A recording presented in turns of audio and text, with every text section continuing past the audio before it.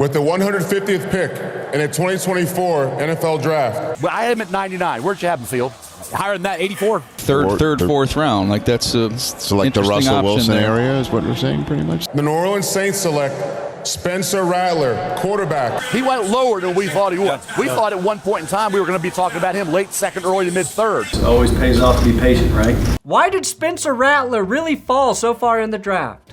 Well, draft slides happen every single year, right? They can happen for a variety of reasons. We see a player fall because of injury, character concerns, need, runs at other position groups, and of course, gas mask bongs, which is my absolute favorite reason a guy can fall. Gas mask bongs. Can we just for a second appreciate how insane it was, that gas mask bong video that was posted to his own Twitter account the morning he was supposed to be drafted top 5 back in 2016.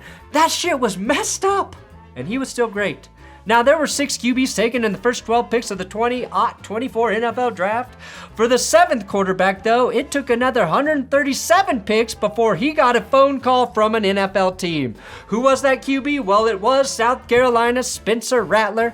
And while Rattler was always projected as a day 2 pick, sliding to the 5th round was a big surprise. I'm going to explain why he fell that far. It's also a surprise, and why a show called QB1 may have caused him to become QB7.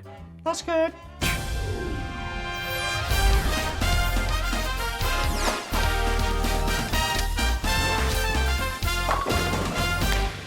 Don't be a cheap fuck. Buy my beans. It's coffee. Buy some. Benchwarmerbrew.com. Benchwarmerbrew.com.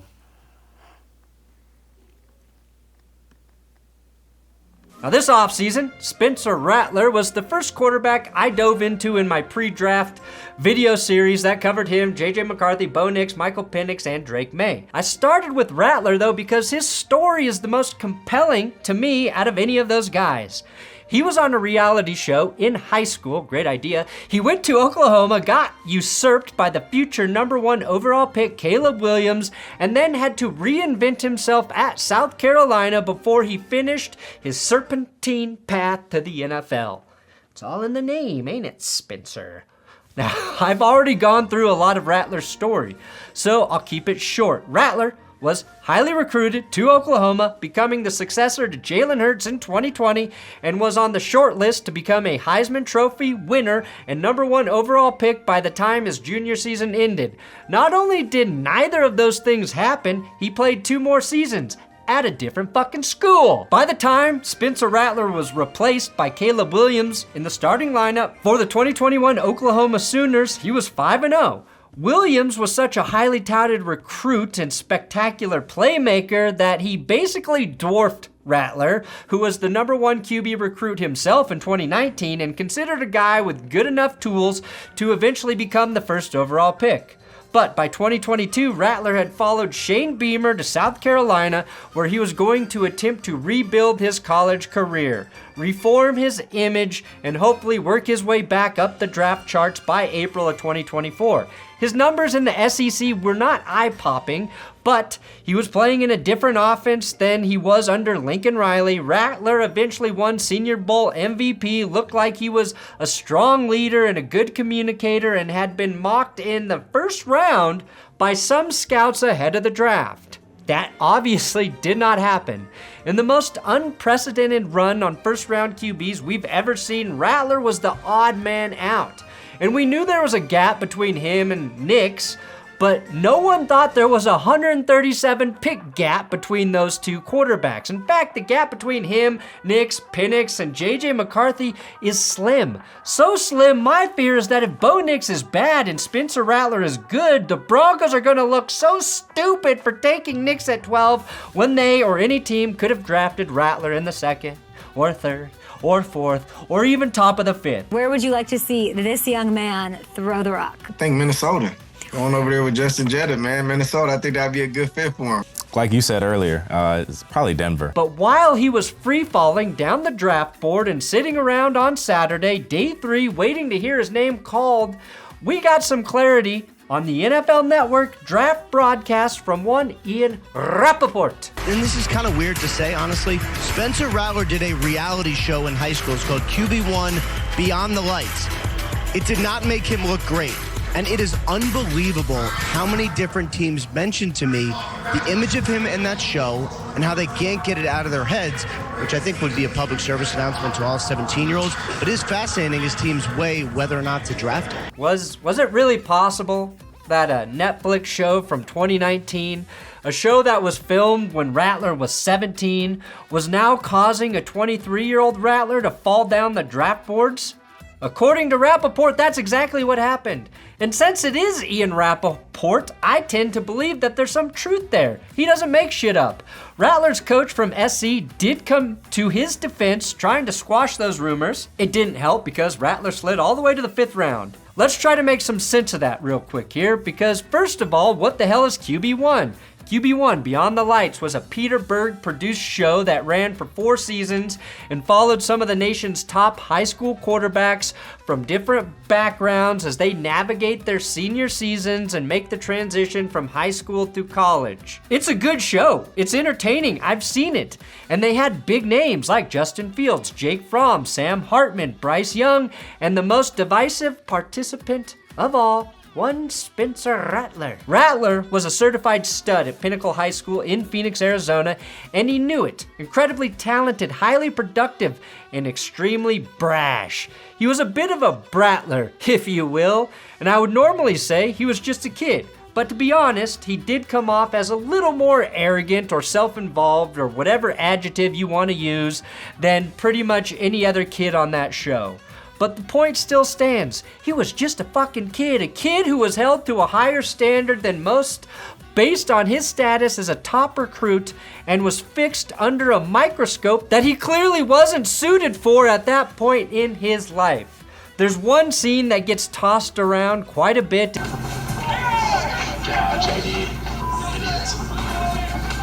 What are you doing? 1 minute, let's go! That's all on you, bro. It's been tricky. You missed 4 or 5 easy-ass passes. You missed so many passes, bro. Maybe 3. Yeah, I know, and that caused us to... Yeah. Why don't you try to pick me up, right? Why don't you try to pick me up? Huh? All you do is you put me down. You don't put me down. All you do is put me down. You won the Elite 11, Spence. Okay. You're the cockiest... Jack Beller's better than you. And yeah, he does not come off looking like a saint, but even this scene was not from an actual team drill. They're just kids messing around, talking shit to each other. And of course, he takes it a bit too far, but once again, he was 17. He's a competitive guy.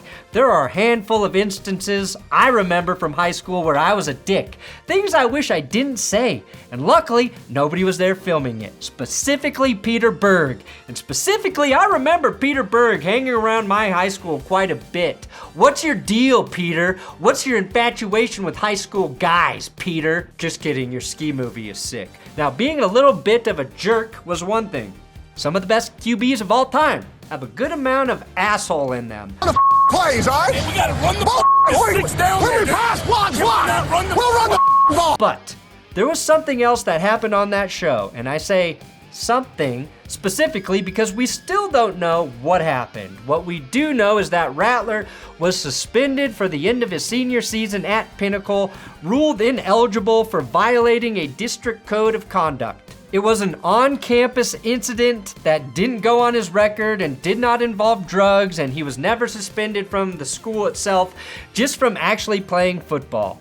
There are a ton of rumors and speculation as to what happened, but I'm not going to dig too deep into what happened 5 years ago to a minor, especially when it didn't keep him from going to Oklahoma months later. But I would be shocked if NFL teams and their scouting departments didn't get to the bottom of exactly what happened a long time ago. Obviously, it didn't make a difference to the Saints, but it might have made a few other teams a little gun-shy. Here's the thing though, had Spencer Rattler lit up the stat sheet last year at South Carolina, I think those gun-shy teams pulled the trigger on him early. The same way we saw happen to Johnny Manziel or Baker Mayfield. 2 guys I'd put in the same mix of having a lot of talent, but with some concern surrounding their character. Yes, it's at different degrees. Rattler has shown more maturity than Johnny Manziel ever did.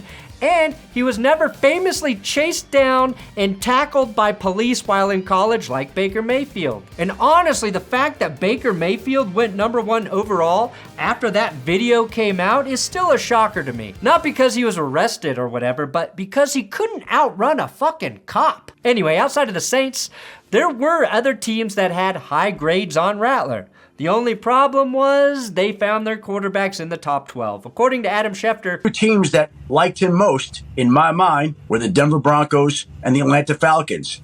And I think they had a mid-second, early third-round grade on him. Now, if the Falcons had spent another pick, even a late-round one, on Rattler, the entire city of Atlanta might have imploded. Had they drafted Rattler and Rattler only in the 4th round instead of Penix, they would have been praised. Now, they already made the highly controversial move to take Michael Penix at 8 overall, despite handing the keys to the kingdom over to Kirk Cousins about 6 weeks before the draft. Well, maybe more than 6 weeks, pending an NFL investigation. The Broncos were also out of the market, having traded for Zach Wilson and selecting God bless Bo Nix at 12th overall. But here's what happened. 7 teams, in my mind, really needed a QB heading into the draft. The Bears, the Commanders, the Patriots, the Giants, the Broncos, and the Raiders. That's 6. And the Vikings. The Vikings too. The Falcons were not on that list, but we know what happened anyway. Chaos. The Giants and the Raiders ended up taking best players available. New York passed on Penix, McCarthy, and Nix to take receiver Malik Neighbors, and the Raiders decided to roll with O'Connell and Minshew when they took Brock Bowers at 13th overall. So I guess it becomes obvious that the Raiders didn't have a high grade on Rattler, or they red flagged him because of QB1. The Giants passed on him 3 times after the 1st round, taking a safety, a corner, and a tight end before Rattler came off the board. Rattler to the Giants in, say, the 4th round would have been such a nice pick for them, and I think Rattler would have paired very well with one Brian Dable. The Raiders then passed on Rattler at pick 44, 77, 112, and 148, exactly 2 picks before the Saints put Spencer out of his misery. And it seems silly to me that the Raiders, who signed undrafted rookie Bradley Carter, a quarterback, after the draft, believe that's a better option to add to their QB room than Rattler with Aiden O'Connell and, of course, the god of sex himself. Then again, it is the Raiders. Even though he ended up having to wait, I think Rattler ended up in an ideal spot. The Saints were not desperate for a QB. Last year, they signed Derek Carr to a 4-year, $150 million deal with the potential out after the 2025 season. Carr was far from incredible last year, but he posted a winning record and had good Derek Carr-esque numbers despite being saddled with the 2nd worst running attack in terms of per carry efficiency. He's also 33 years old, and I don't think anyone expects him to take a major step up in his career. We kind of know who Carr is as a quarterback. He's consistent, but needs things around him to go right if he's going to be a top 10 guy and make the playoffs. The Saints were in a great position to take Rattler with a low commitment pick, let him sit and learn for a couple years, and potentially hand him the ball if he develops and they feel like Carr is no longer the answer. Ultimately, though, I don't believe that Rattler's role on QB1 was the deciding factor on where he was eventually drafted. I think more than anything, it was an issue of supply and demand in the QB market. There was a run on all of those passers at the first 12 picks, and everyone collectively decided to cool the fuck off after that and remembered there was a shit ton of talent to be had at the non-QB positions. That, and of course, the teams that were in on Rattler got their QBs ahead of him, and the 2 teams that were still in the market weren't Rattler fans for one reason or another. If there were teams that genuinely liked Spencer Rattler as a prospect and took him off their draft board because of how he acted on a highly produced and carefully edited Netflix series from 5 years ago, they are idiots! It's that simple. But I would not put it past them because teams and scouting departments are routinely very, very stupid. It doesn't seem like they have any consistency in terms of character outweighing ability. We've seen players with actual serious character and even legal issues in college, not high school, get drafted early because teams decided the reward outweighed the risk. And while Rattler put up modest numbers in an NFL-style offense, the reward there didn't appear to outweigh taking him earlier in the draft. Rattler has had time to grow up, mature, and by all accounts he has. In every media appearance, he's come off as respectful, humble, and a good dude. I think his story has had a lot to do with that because life and football have clearly helped humble him.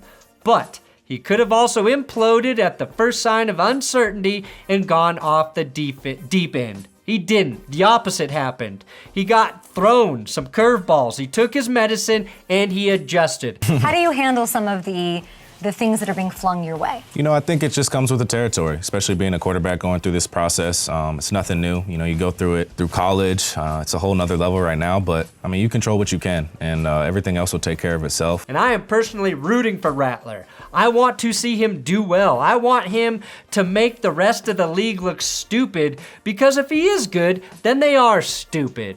I also think that since he does indeed look like an actor who could play Patrick Mahomes in a movie about Travis Kelce and Taylor Swift, that scared teams as well. Just too close to off-brand Mahomes, you know? Thanks for watching That's Good Sports. Please subscribe here on YouTube. I appreciate you guys watching all the draft videos that we did this year. It was the craziest one yet. And now we're in the off season. So don't forget, I'll still be making videos.